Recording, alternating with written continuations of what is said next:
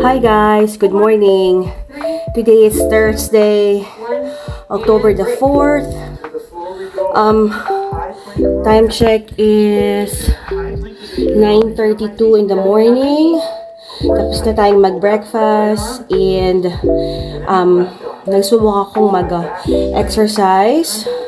But I played the HIIT workout and I could only do 15 minutes.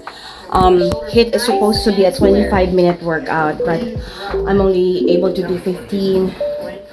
Daddy's also doing his exercise because today we are still on quarantine. And Daddy is just being Daddy. Daddy's being annoying. So that's what I'm trying to do today.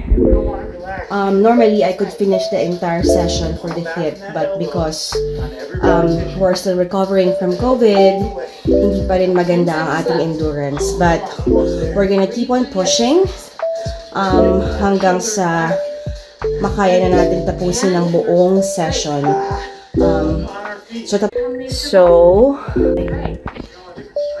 Sorry, na turn off ko ulit yung camera. So, tapos na akong mag-exercise. 15 minutes lang yung nakayanan natin for today na HIIT or high intensity.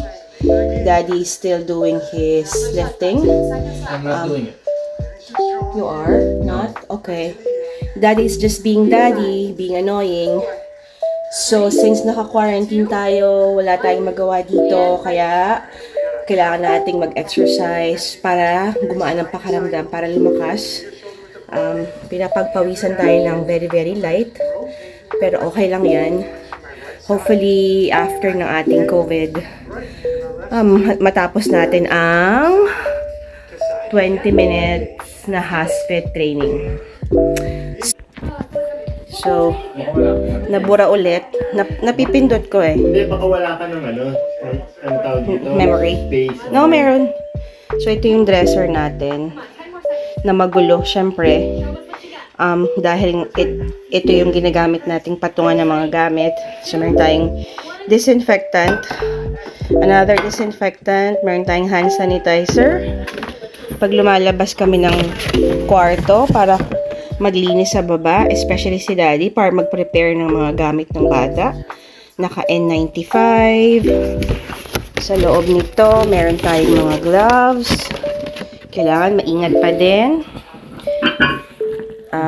Tapos ito yung pinagkapihan. So, ayan, ito yung... So, tapos na kaming mag-breakfast ni Daddy, pero hindi pa nabababa yung pinagkainan namin. So, pag naghuhugas kami ng pinagkainan, naka-separate yung sa amin, saka sa mga bata, binababad muna namin sa hot water bago siya linisin. Ayan, yung counter natin, or yung dresser natin dito, nagmukha na siyang tambakan. So, it's a combination ng dresser / kitchen counter. Meron tayong alcohol. Meron din tayong arthritis sports wintergreen alcohol. Ayan. I'm so thankful na marami tayong stock na disinfectant spray. Nabili ko pa to last year or nung COVID pandemic pa. Nung bago pa lang yung COVID. Nagamit ko naman ang pagiging hoarder natin ng mga gamit panglinis. So ito meron kaming stock na two boxes ng sanitizer. Tapos meron din kaming stock ng N95. Ayan, medical grade talaga siya. Hindi siya yung N95 lang na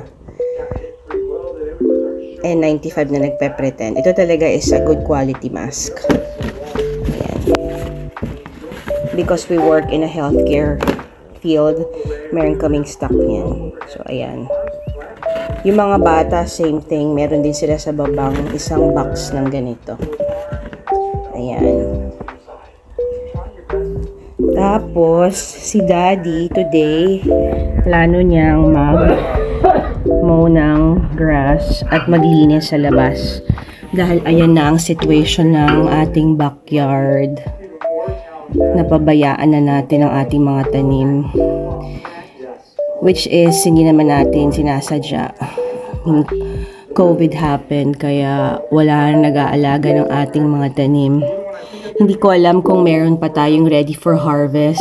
But hopefully, by Sunday, that's my 1 week of quarantine. Sana okay na tayo para makalabas na. So, ayan. Yan pa rin si Daddy. Nag-exercise pa. Ayan. Naputol na naman. Hindi ko alam kung saan ako nag-stop magsalita. Anyway, that's our vlog for today. Thank you so much for watching. Please take care, everyone. God bless. Remember, every gising is always a blessing. At ayan na nga si Daddy. Nag-cellphone in between exercise. Happy Thursday to all. Bye!